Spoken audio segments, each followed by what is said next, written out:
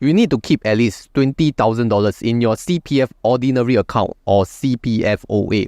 I've heard of this statement spread across online forums, discussion groups, online chat groups, so many of this advice, but I want to end it today once and for all. And the reason such statements were made was because they think that you need to keep a minimum of $20,000 in order to take advantage of that additional 1% interest that is given on your CPF account balances below $60,000. And the follow-up strategy to that is you can only transfer those funds above $20,000 in your CPF OA. Otherwise, you're losing the additional 1% interest. Sounds so incorrect at all levels. So I want to correct all these incorrect statements that are spread online. And if you want to clarify further CPF details, then come and join us at over 13,000 members in the Honey Money SG to discuss about personal finance matters, including CPF. Now, to put it very clear, $20,000 in CPF OA is the cap. It is the maximum. It is not the minimum. And here is the official publication from CPF Board. For members below the age of 55, they will get an additional 1% interest across all their CPF account balances, be it from the Ordinary Account OA,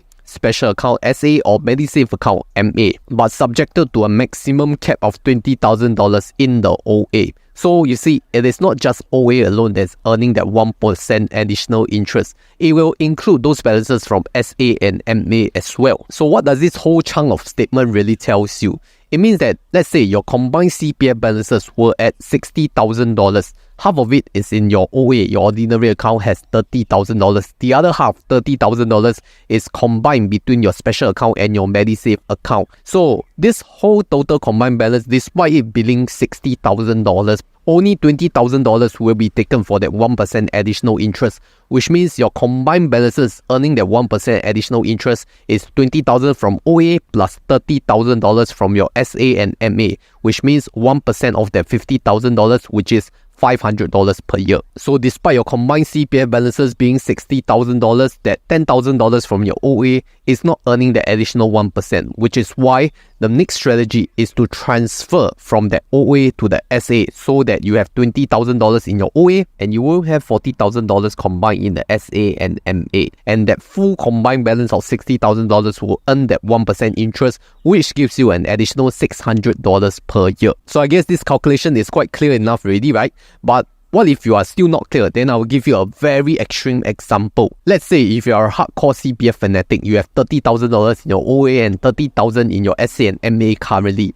What if you transfer all that OA, the $30,000 of OA, into the SA and MA, making it $0 in your OA plus $60,000 in your SA plus MA? You will still earn the additional 1% interest, even though your OA is $0, because your CPF takes the combined CPF balances. And since the OA is 0, it doesn't matter. As long as your SA plus MA is $60,000, you still get the additional 1%. So don't be afraid that your OA has no money. So 1% of the $60,000 is $600 per year, and it will be credited to your special account if you are below 55 and credited to your RA if you are above 55. This is what the CPF board says. But some of you who don't believe in CPF, I can hear you already. 1% additional only, and you still want to do so much work.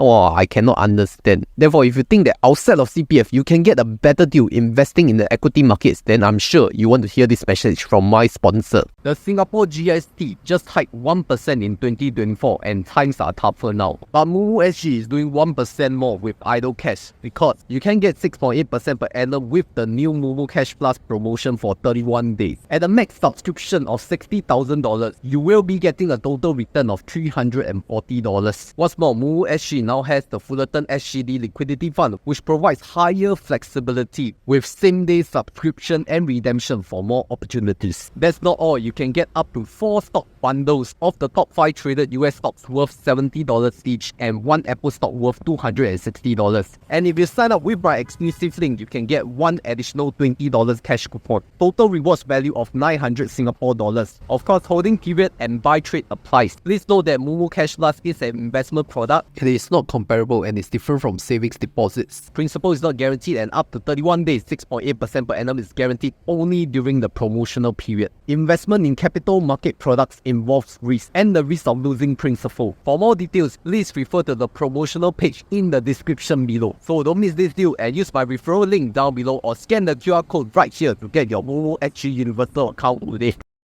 Now coming back, I do want to address this question of when is a situation you need to keep at least $20,000 in your CPF OA. I'll give you two specific scenarios, alright? Scenario 1 is when you want to do CPF investing, which means you need to have a minimum threshold of $20,000 in your CPF OA balances.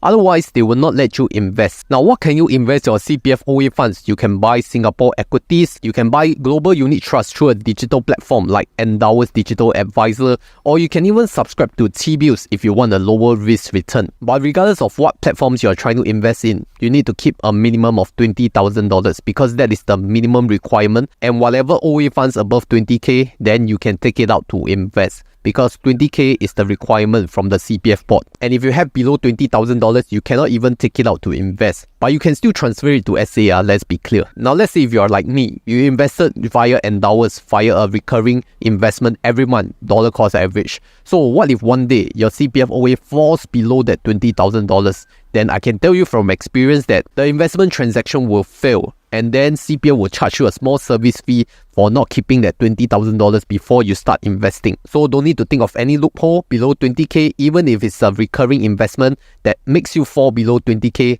you will be charged a service fee, plus your investment will not go through successfully. Don't try. The second scenario, when you want to keep $20,000 in your CPF ordinary account, is when you want to pay down your property, be it for the down payment or mortgage, because you may not have enough cash to pay the down payment. And with all the housing prices in Singapore being so expensive, even for BTOs, I'm very sure most of you will start to use your CPF OA funds. But of course, the new CPF ruling now is that you can keep at least $20,000 in your OA funds, provided that the down payment can be covered with your existing CPF OA plus any cash outlay that you may pay. So you can keep up to $20,000 in your CPF ordinary account even after the second down payment. And I do know of many people doing that because they just want to keep a safety buffer in case they lose their job and are unable to service their monthly mortgage payments.